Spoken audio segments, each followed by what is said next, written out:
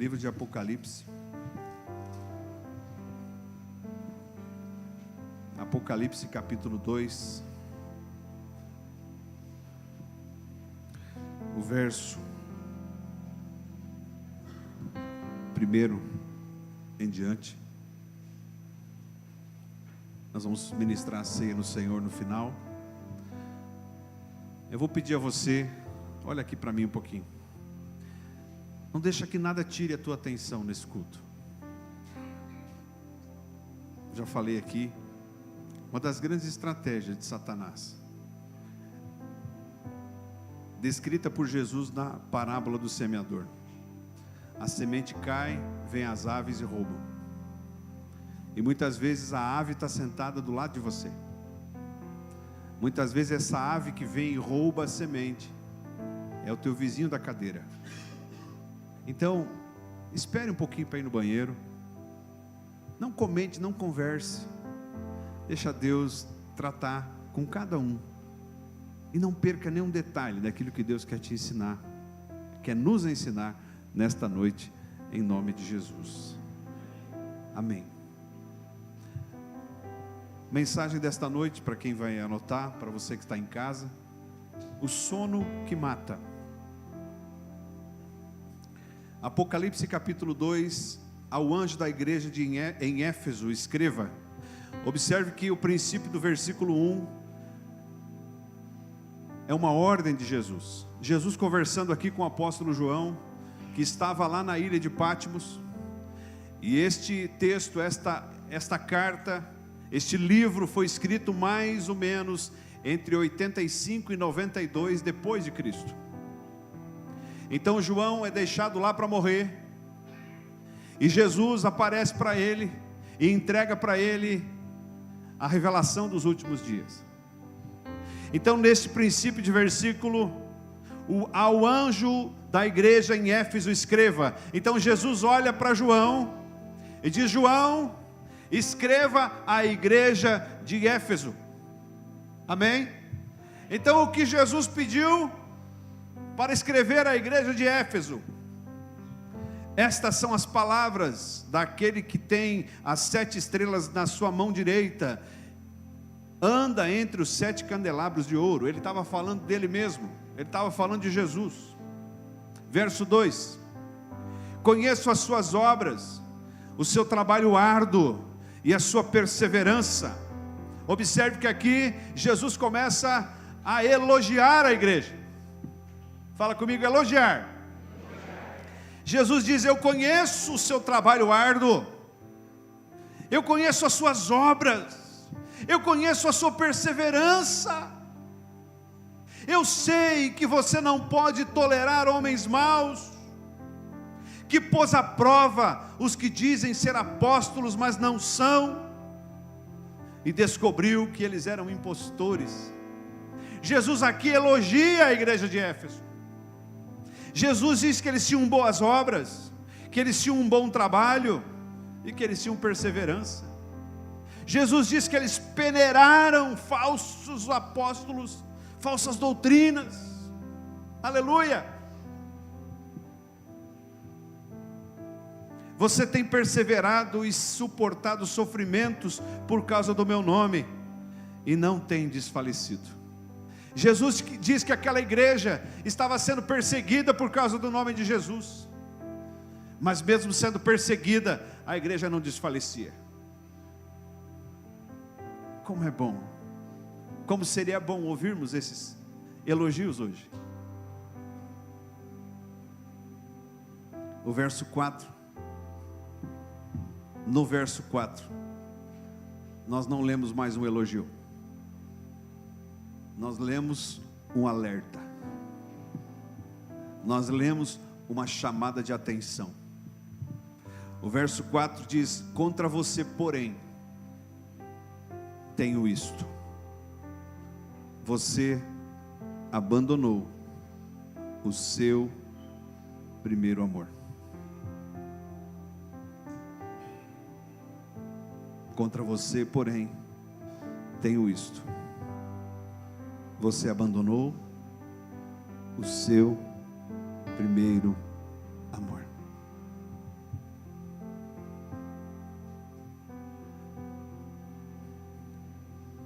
Talvez você pode dizer, pastor, mas a igreja era tão boa. A igreja tinha boas obras. A igreja conseguia identificar um falso profeta. A igreja conseguia identificar uma falsa doutrina. A igreja conseguia ter perseverança mesmo diante de tanta perseguição. Era uma igreja boa, pastor. Jesus não está escondendo isso. Mas era uma igreja que não conservou a chama do primeiro amor. Isso foi tão cruel, isso foi tão duro para aquela igreja, que Jesus completa a advertência no verso 5. Ele diz assim: lembre-se de onde caiu, arrependa-te e pratique as obras que praticava no princípio. Se não se arrepender, virei a você e tirarei o seu candelabro do lugar dele. Lembre-se de onde caiu, arrepende-te e pratique as obras que praticava no princípio.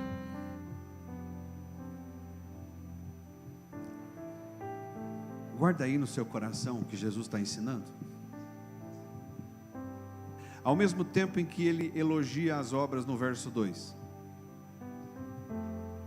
No verso 2 ele diz: eu conheço as suas obras e o seu trabalho.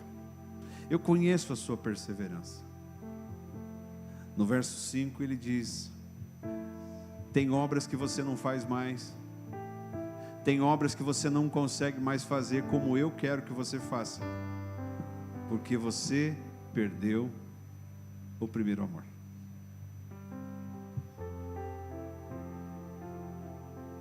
Para quem foi essa carta? A igreja de Éfeso.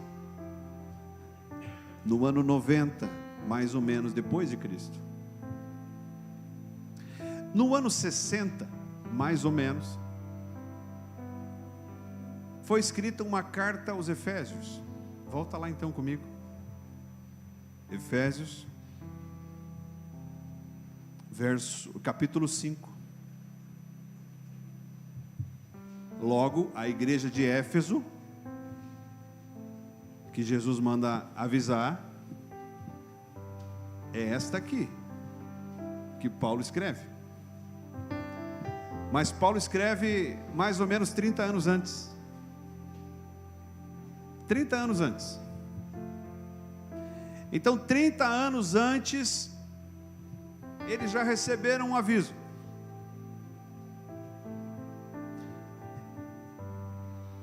Capítulo 5, verso 14. Depois de falar sobre um problema sério da igreja, depois de falar sobre pecados na igreja, Paulo usa um texto de Isaías, capítulo 60.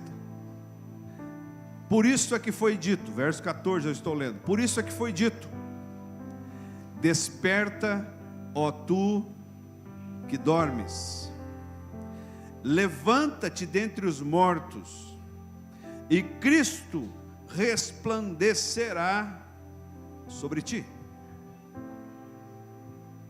Tenham cuidado com a maneira como vivem, que não seja como insensatos, mas como sábios, aproveitando ao máximo cada oportunidade, porque os dias são maus. Porque os dias são maus. Vou ler novamente só o verso 14. Desperta, ó tu que dormes, levanta-te dentre os mortos.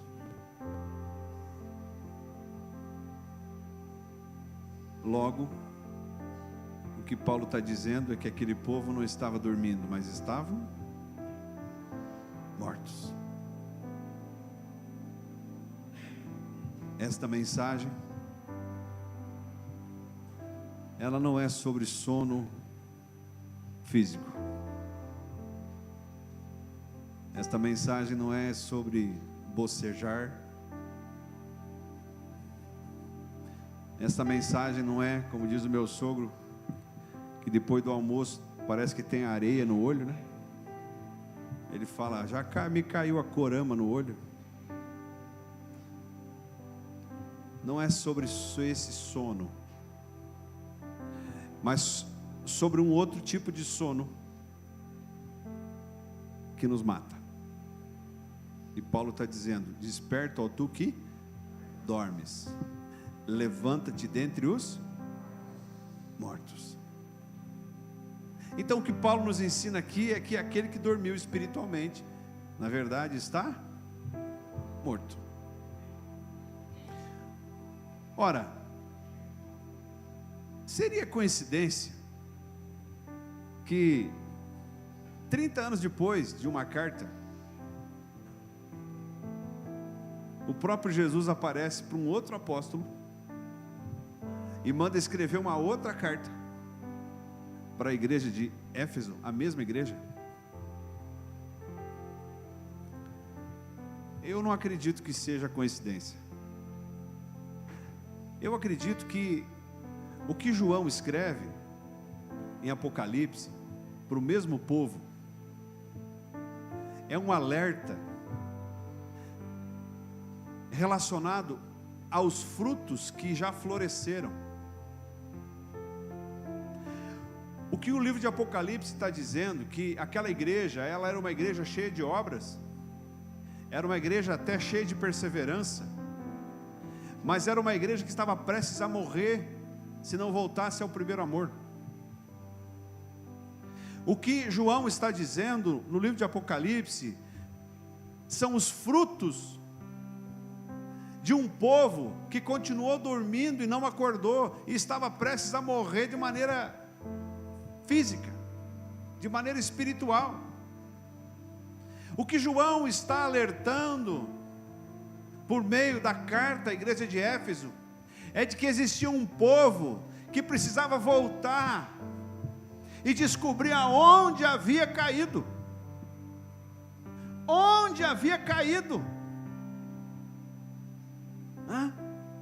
Você entende assim? Agora tem uma coisa boa em tudo isso, e para você que está me olhando com a cara de espanto, dá um sorriso aí. Você respira fundo, calma. Tanto na carta aos Efésios, escrita por Paulo, quanto na carta à igreja de Éfeso, escrita por João, nas duas cartas, veja bem, o versículo de Efésios diz, desperta, ó tu que dormes, levanta-te dentre os mortos, e Cristo resplandecerá sobre ti. Pega isso no teu espírito. Jesus não morreu e não ressuscitou e não enviou o Espírito Santo e não está aqui hoje para te acusar. Tanto na carta aos Efésios, veja bem, na carta aos Efésios, o que Jesus está falando? Eu quero dizer para você, igreja, que você que está dormindo precisa acordar. Você que está morto precisa voltar à vida. E se você acordar e voltar para a vida, o que vai resplandecer sobre você? Jesus.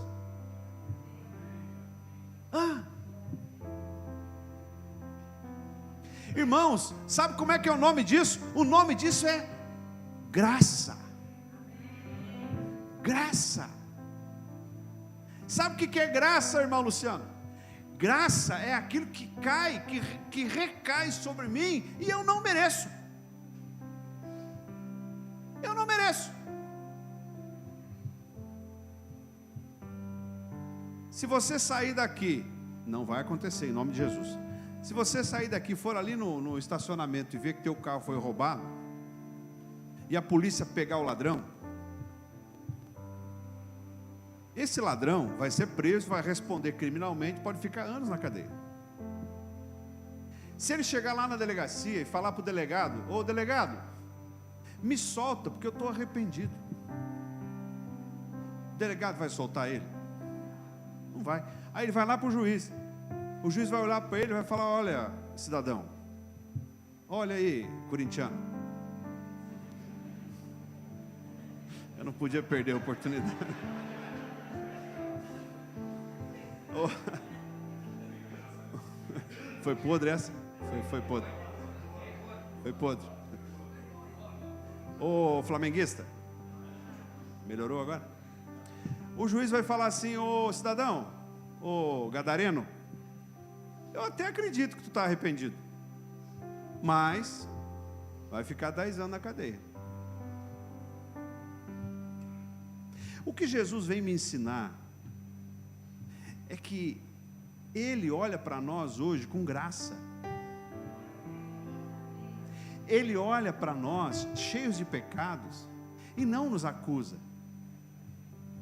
Ele quer que nós estejamos acordando. Ele veio, e Ele falou isso na casa de Zaqueu, Lucas 19, Ele diz assim: pois o Filho do Homem veio para buscar e salvar o perdido.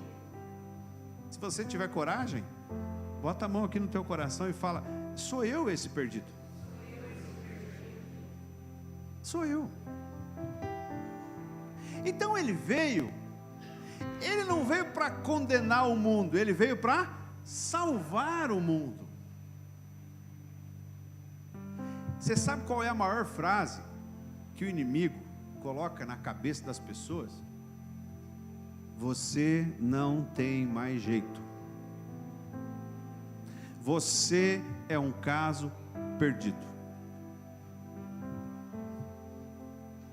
Eu vou te falar, se a justiça dos homens olhar para alguém, não existe no Brasil, mas em vários países existe, e disser assim: olha, você é um caso perdido, você vai pegar prisão perpétua ou pena de morte, porque você é um caso perdido.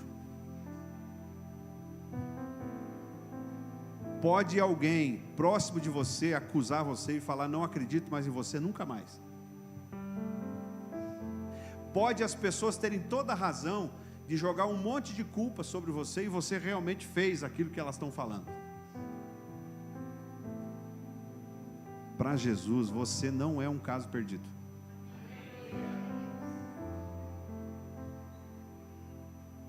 E isso não vem de vós, é dom de Deus, não por obras, para que ninguém se glorie, mas isso é graça, e eu consigo pegar isso e tomar posse disso por meio da fé. Aleluia! Então dê um brado de vitória ao Senhor. Desperta, ó tu que dormes. Desperta, ó tu que dormes. Levanta entre os mortos, e Cristo resplandecerá sobre ti. Amém. Existe algo que o homem não pode oferecer, mas Jesus pode oferecer. Bom,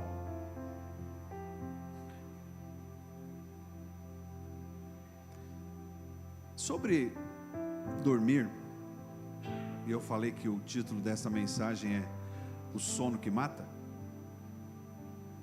Você sabe que o sono,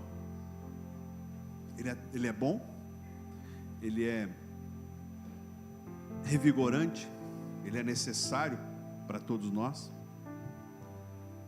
Inclusive, aquele que não consegue dormir vai no médico para pedir remédio para poder dormir. Agora, quando a gente fala do sono, deste sono físico que a gente tem, nós entendemos que o sono, a sonolência, o momento de relaxar e de dormir literalmente, ele precisa ocorrer no momento certo. Porque quando a gente dorme, quando não deveria dormir, nós corremos um sério risco de vida. Amém? Vamos trazer isso para o campo espiritual? Você está lá dirigindo teu carro, e você não deveria dormir. Você dormiu no volante. Talvez aqui alguém já teve essa experiência. Eu já tive. Você dormiu no volante. Talvez, antes de você dormir no volante, alguns sinais apareceram, mas você negligenciou os sinais. Normalmente tem estudos científicos que dizem que é possível identificar o semblante, é possível identificar os gestos daquele que está ficando com sono. Inclusive tem uma tecnologia que se instala nos veículos que a própria câmera identifica o momento em que o motorista está ficando com sono. Por quê? Porque isso protege a vida dele. Não protege só a vida do motorista, mas a vida de quem está ali na mesma rodovia, não é? Então, é bom dormir, é bom. Agora, o problema da sonolência, do sono, é que às vezes a gente não percebe que está sonolento. E quando a gente não percebe que está sonolento, a gente acaba dormindo num lugar que não deveria. Segundo problema, a gente percebe que está sonolento, mas mesmo assim não liga, não faz nada, continua dirigindo, continua andando como se nada tivesse acontecido. Veja, se João escreve para a igreja de Éfeso, vem comigo aqui. Se João escreve para a igreja de Éfeso que aquela igreja estava prestes a morrer, o candelabro, ou seja, aquilo que gerava luz na igreja, a presença de Jesus estava prestes a ser retirada da igreja, porque a igreja havia perdido o quê? O primeiro amor. Amém? Então Jesus está dizendo, o candelabro, aquilo que gera luz na igreja, a minha presença na igreja está prestes a ser tirada, porque vocês estão andando no modo automático, vocês já não fazem mais como antes, vocês já perderam o primeiro amor, vocês cantam e nem sabem o que estão cantando, vocês leem a Bíblia, porque o pastor manda ler a Bíblia, mas você está lendo a Bíblia, está com o celular, chegando mensagem, olhando o WhatsApp. Você vai no culto porque a tua mulher vai te cobrar que você não vai, porque o pastor vai dizer lá segunda-feira, olha, tivemos muitas faltas no culto, e eu não quero fazer feio, porque eu quero levar meu filho para a salinha. Será que tem algo de contemporâneo nessa palavra? Será que tem algo de atual? Será que eu e você, às vezes, não estamos no modo automático? Não precisa falar sim ou não, só fala comigo, misericórdia. Porque o modo automático, ele me dá a sensação de que eu estou fazendo o que tem que fazer. Ele me dá a sensação de que, eu estou cumprindo a minha parte. Irmão, vou dizer, com todo respeito aos irmãos católicos, eu, quando era católico, eu ia na missa, e eu voltava da missa, sabe o que tinha na minha mente? Olha a hipocrisia minha. Eu falava assim, eu já fiz a minha parte, já cumpri o meu dever, já fui na missa,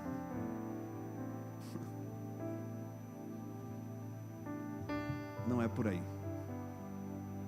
não é por aí. Eu e você, nós, a gente pode até enganar o padre, enganar o pastor, enganar a mulher, enganar o marido, enganar o filho, enganar o patrão, mas Jesus não. Porque lá no íntimo, sabe o que ele sabe? E Davi vai escrever, sonda-me e me conhece. Lembra de uma palavra uns domingos atrás que a gente falou sobre a formação nossa, do nosso íntimo? Então, Este mesmo Jesus, que lá atrás, 30 e poucos anos antes, alertou a igreja: ó igreja, é o seguinte, desperta, porque você está dormindo. Levanta dentre os mortos, porque você está morrendo. E Cristo resplandecerá sobre ti. Esta mesma igreja talvez não deu ouvidos a essa carta de Paulo. E lá na frente, no ano 90, 30 anos depois, ela recebe um outro aviso dizendo: vocês até estão caminhando bem, mas vocês perderam o primeiro amor. Então, eu quero dizer para vocês, Efésios, que se vocês não voltarem no lugar onde caíram, e se arrependerem, eu vou ter que me retirar, porque ou vocês me amam, ou vocês ficam aí fazendo as coisas no automático.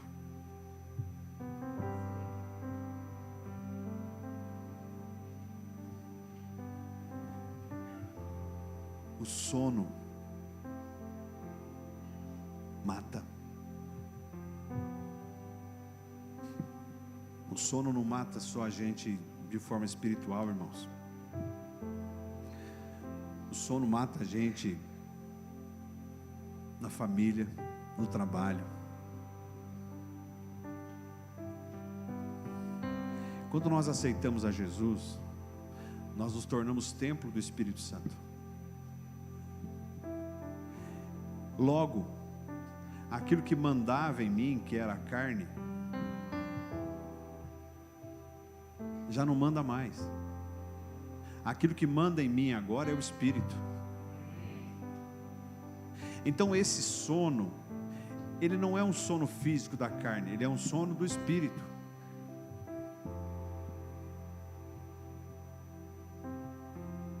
Tem ministérios inteiros enterrados. Não estou falando para alguém de forma específica, só vou dizer uma coisa. Mateus capítulo 25, Jesus vai falar da sua volta, e uma das parábolas que ele usa, ele vai dizer que ele veio e distribuiu vários talentos. E esses talentos, ele distribuiu de maneira desigual. Mas ele não distribuiu de maneira desigual porque ele faz acepção de pessoas. Ele distribuiu de maneira desigual porque ele mesmo fala na parábola dos talentos que ele deu cada um conforme a sua própria capacidade. Então, se Deus te deu algo, Ele não deu porque você não pode, Ele deu porque você pode. Você pode. Se Ele colocou sobre você, é porque você pode. Agora, nessa mesma parábola, Jesus vai dizer que aquele que ganhou 5, o que fez? Ganhou outros 5. Aquele que ganhou 2, multiplicou também, ganhou mais 2. Mas o que fez aquele que ganhou 1? Enterrou. E passou o tempo. Aquele que distribuiu os talentos, ele veio pedir contas. Seguinte, eu vim aqui para dizer que eu estou recebendo a prestação de contas. Aí chamou aquele que ganhou 5. Muito bem, servo bom e fiel, entra no gozo do teu Senhor. Aí chamou aquele que ganhou 2. Muito bem, servo bom e fiel, entra no gozo do teu Senhor. Ele não fez distinção nenhuma daquilo que aquele que ganhou 2 ou aquele que ganhou 5 recebeu de recompensa. Agora, quando ele chama aquele que ganhou 1, pediu: e daí? Está aqui o teu talento. Como o teu talento? Eu dei para você? Não, está aqui, eu estou devolvendo. Mas o que tu fez? Eu enterrei. Mas por que você enterrou? É porque eu sei que o Senhor é um homem justo. E eu tive medo.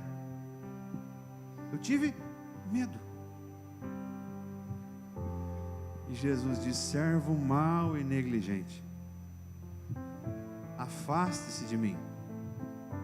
Você deveria ter pedido ajuda. Irmão, olha aqui. Se eu estou com desejo, ou já estou fazendo aquilo que a parábola fala, se eu já estou enterrando aquilo que Jesus me deu, é porque eu já estou dormindo, é porque a morte está batendo na minha porta. Se você está fazendo de conta que Deus não te deu nada, você está mentindo para você mesmo, porque a parábola diz que ninguém ficou sem ganhar nada. Agora talvez eu olhe para o lado e falo assim, isso que Jesus me deu, não sei, ele nem vai pedir conta.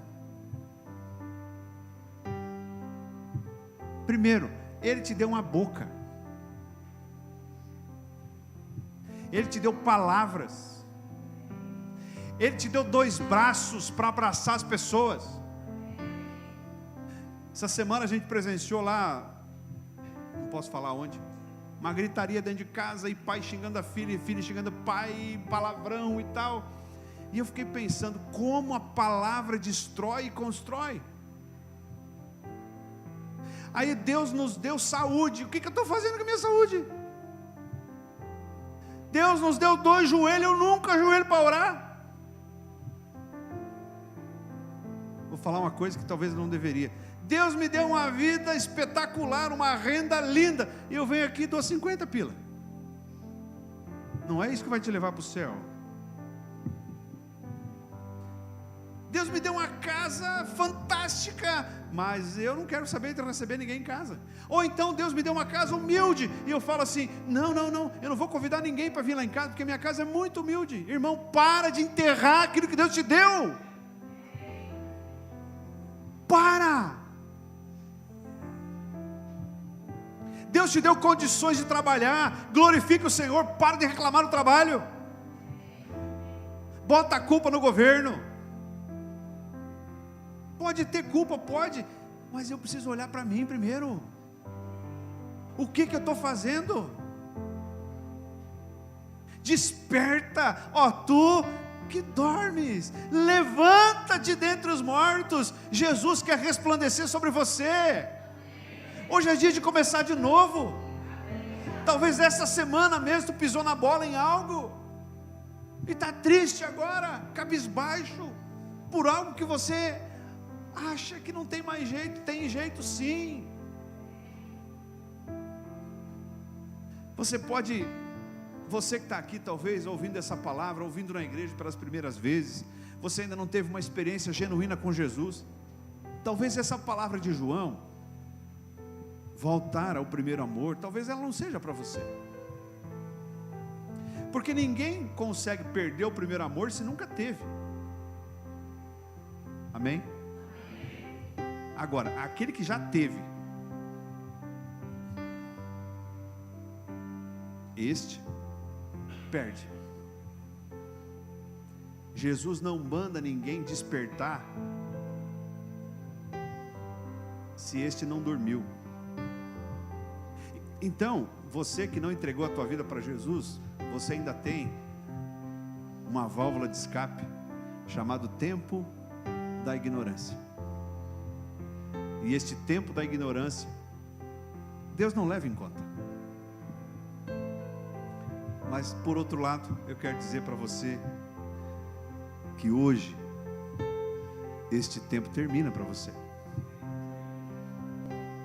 Hoje você pode levantar a sua mão e dizer: Jesus, eu entendi que o Senhor tem dado para mim muito mais do que eu mereço, que o Senhor tem depositado na minha casa, na minha saúde, na minha família, no meu trabalho, na minha vida, muito mais do que eu mereço. Então eu quero pertencer ao Senhor. Eu já quero ir para o final.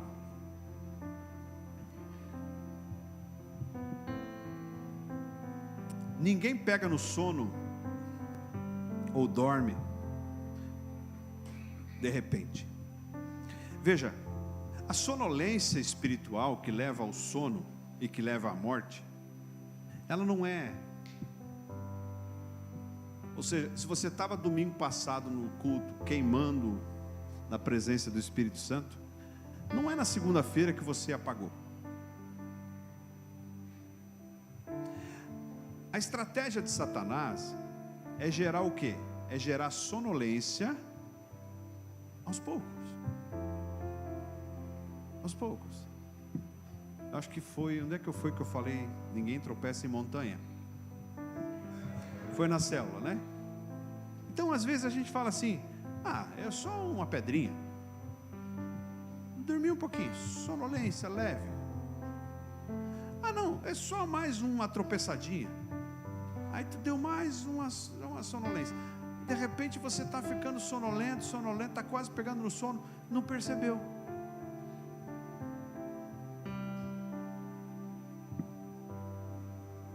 Isso me ensina aquilo que o apóstolo Pedro escreve: vigiai-vos, porque o inimigo, vosso inimigo, anda ao nosso derredor, rugindo como leão, pronto para nos devorar. E esse inimigo que fica rugindo como leão ao nosso derredor, ele só consegue nos devorar quando a gente dorme. Então, enquanto a gente está sonolento, ele vai botando mais uma pitadinha. Mais uma pitadinha. Alguns dias atrás, eu encontrei um irmão que fazia dias que não vinha na igreja. E eu só olhei para ele. Ele baixou a cabeça, ele falou: eu estou faltando, né, pastor? Eu falei: eu não falei nada. Ele falou: não precisa falar. Ele me disse de um problema na casa dele, uma dificuldade. Eu falei: irmão, se você e tua esposa não conseguem vir, vem um domingo outro domingo outro. Vai numa célula na outra célula outro. Tá bom. Esse irmão nunca mais faltou no culto. O que eu fiz como pastor? Sem ele perceber, o que eu disse para ele? Você dormiu. Você está sonolento. Está na hora de acordar. Acorda. Porque existe um Jesus que quer resplandecer sobre você.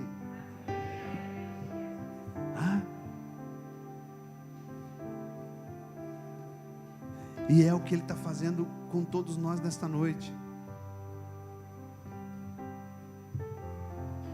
Para encerrar,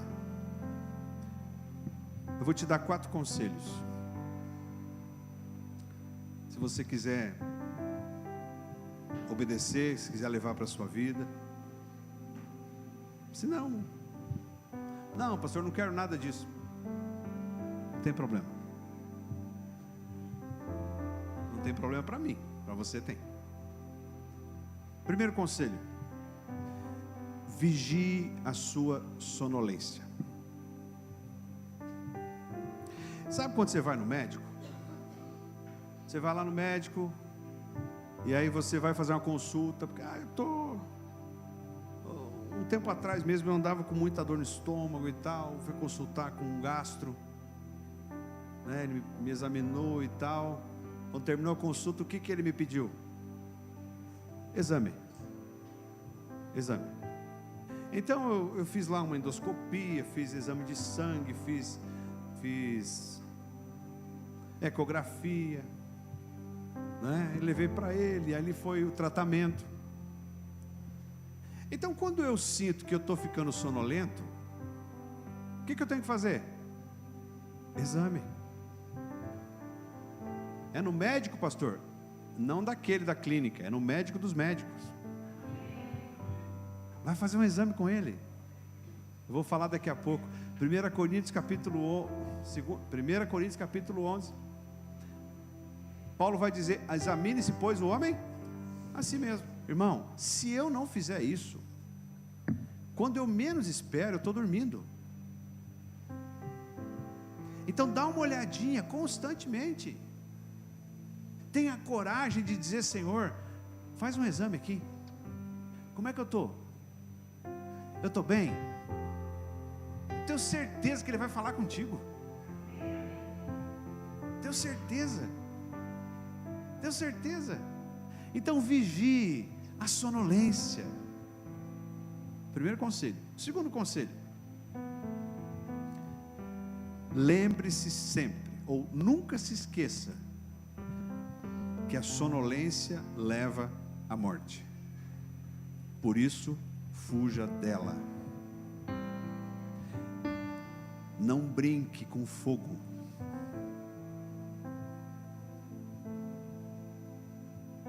A gente não tem tempo aqui, mas a Bíblia diz que quando um ladrão é expulso de uma casa, num determinado tempo ele volta, e se ele vê a casa vazia, o que ele traz com ele? Mas de que tipo de ladrão Jesus está ensinando? Não gosto muito de falar isso no culto, porque talvez tenha gente que não compreende, é gente nova talvez, mas Jesus está falando sobre espíritos imundos. Jesus está dizendo que existe um momento em que nós somos libertos, e nós recebemos a oportunidade de nascer de novo. Agora, se nós não preenchermos este espaço com o Espírito Santo, a nossa casa fica vazia, e aquele que saiu vai olhar e vai dizer: ah, você apagou o Espírito. E se você apagou o Espírito, ele volta e traz com ele outros 7. Então, se você está aqui me ouvindo, e você já está em Cristo, a tua casa, ela já foi limpa, e você está aí com o Espírito Santo, vigie para que você nunca perca isso,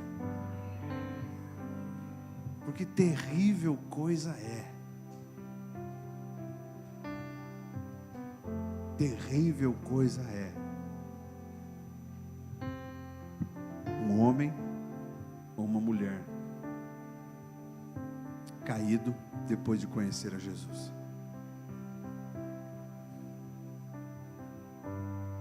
Essa palavra não é para te acusar, é para te encorajar.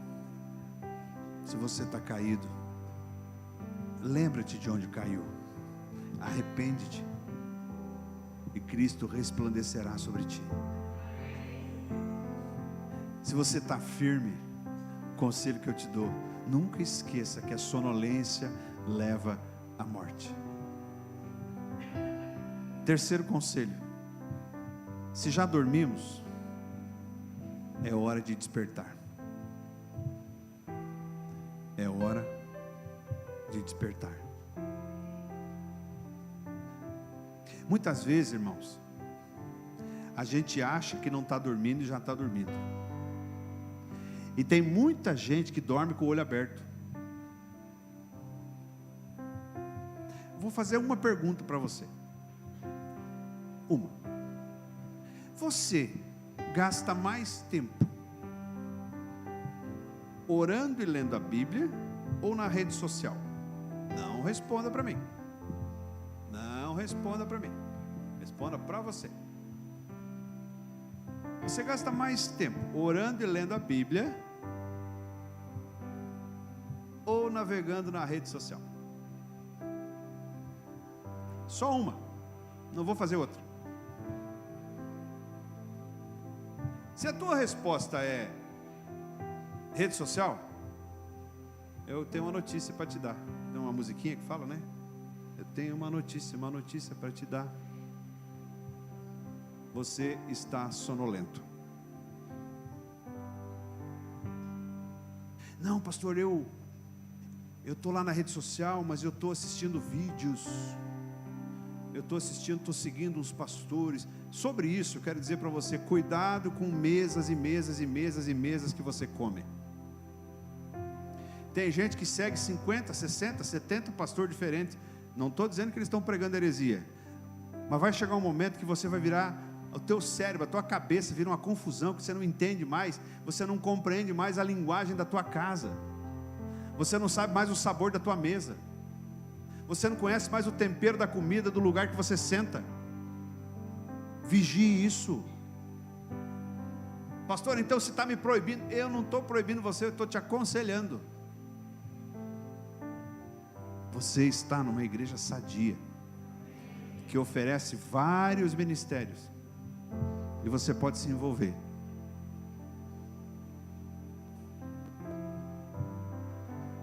Quarto conselho: não adianta trabalhar arduamente se o primeiro amor já se foi.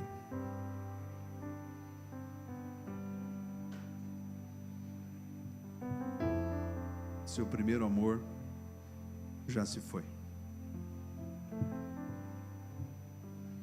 Às vezes, a gente pode até se perguntar: por que as coisas não estão dando certo lá em casa? Pastor, eu não estou fora da igreja, eu estou na igreja, pastor. Mas as coisas lá em casa estão difíceis. É um vai e vem, é altos e baixos. Às vezes, irmãos, isso que você está passando não é uma provação como a história do pé de limão. Talvez não seja Deus te podando para você aprender a crescer, para você produzir mais. Talvez sejam os frutos da sonolência. Talvez sejam frutos de um homem, de uma mulher que não entendeu ainda que não adianta trabalhar arduamente se perdeu o primeiro amor. Volte a chorar.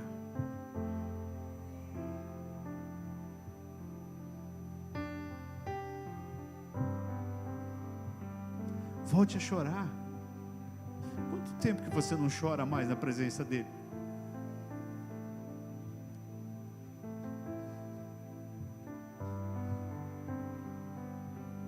Quanto tempo que você não tira um momento da tua vida só para deixar ele falar?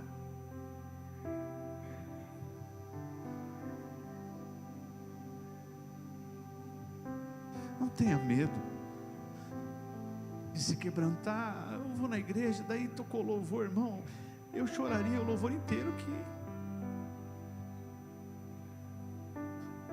Mas com todo respeito, às vezes eu olho para muitos, um está olhando para cima, outro está olhando para a fumaça, outro está mascando um chiclete, outro está olhando para o lado. Irmão, está dormindo. Você se empolga mais no sertanejão do que no louvor. Tocou uma bandinha, teu pé está lá.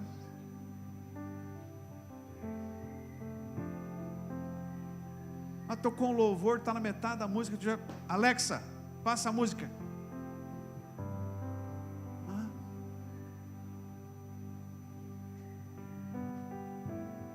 Pastor, então quer dizer que está tudo errado? Não é isso que eu estou falando. Eu estou aqui para dizer que eu e você, juntos, precisamos acordar e voltar para o primeiro amor. Eu vou te dar um desafio.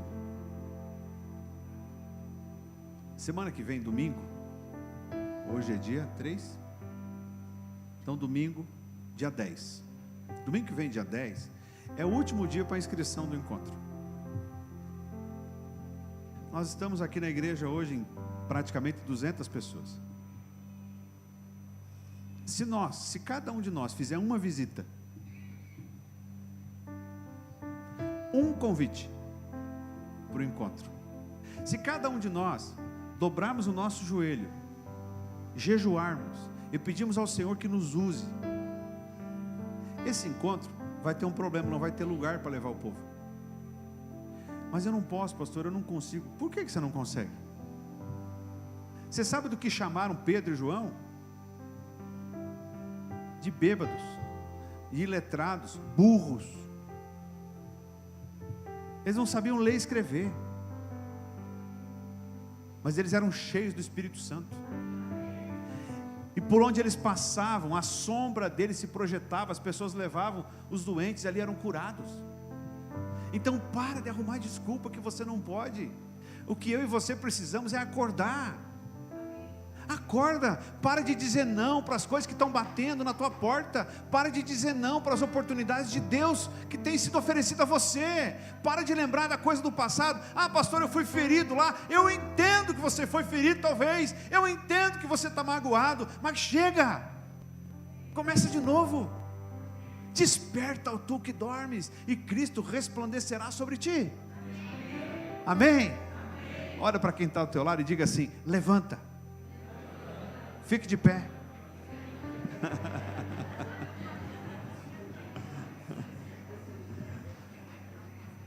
Foi podre essa. Amém? Amém. Glória a Deus. Nós vamos ministrar a ceia. E tem uma música, que o Evandro colocou aqui na... Tira para mim aqui, por favor. Que o Evandro colocou aqui na playlist do culto hoje. Eu vou falar uma coisa que eu acho que eu também não deveria falar. Quando a gente levanta depois de estar um tempo sentado, dá vontade para dar xixi.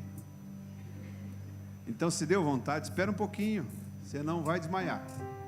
Espera um pouco, depois você vai. Tá? Eu sei, porque comigo é assim. E eu sou jovem ainda. Jovem ainda, né? Eu quero que você vai usar agora o princípio da vaca. Você já passou num potreiro?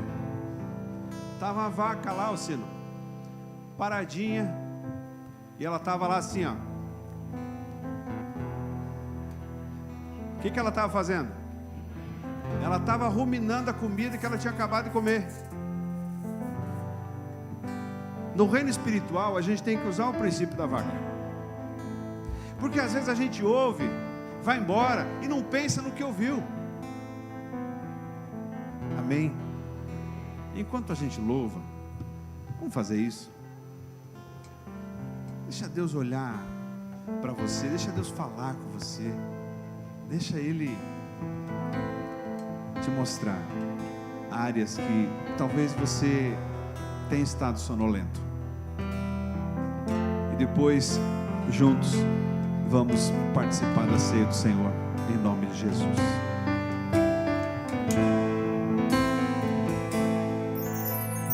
Eu sei que foi pago um alto preço para que contigo eu fosse o meu irmão.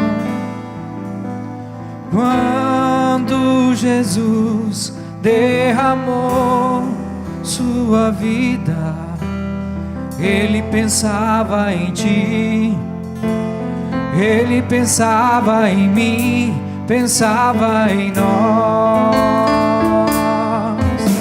Eu sei que foi pago um alto preço. Bota a mão sobre o seu coração. Para que contigo eu fosse o meu irmão. Foi pago um alto preço. Quando Jesus derramou sua vida, Ele pensava em ti, Ele pensava em mim, pensava em nós,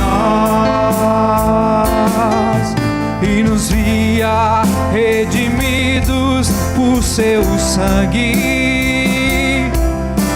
lutando o bom combate do Senhor,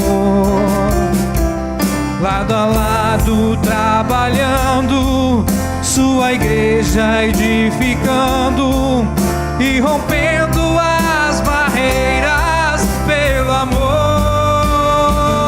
Aleluia! E na força do Espírito Santo nós proclamamos aqui que pagaremos o preço de sermos um só coração no Senhor.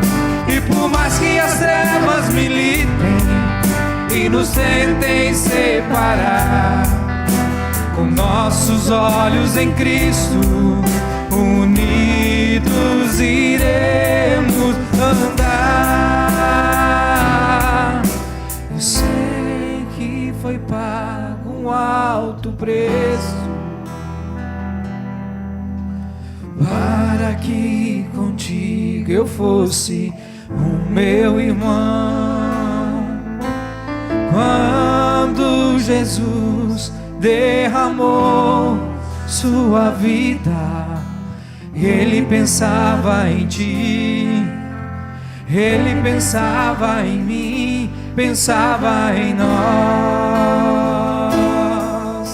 Eu sei que foi pago um alto preço para que contigo eu fosse o meu irmão. Quando Jesus derramou sua vida, ele pensava em ti, ele pensava em mim, pensava em nós, e nos via redimidos por seu sangue, lutando o bom combate do Senhor, lado a lado trabalhando, sua igreja edificando e rompendo as barreiras pelo amor. E na força do Espírito Santo nós proclamamos aqui que pagaremos o preço de sermos o só coração do Senhor. E por mais que as trevas militem e nos tentem separar, com nossos olhos em Cristo, unidos iremos andar.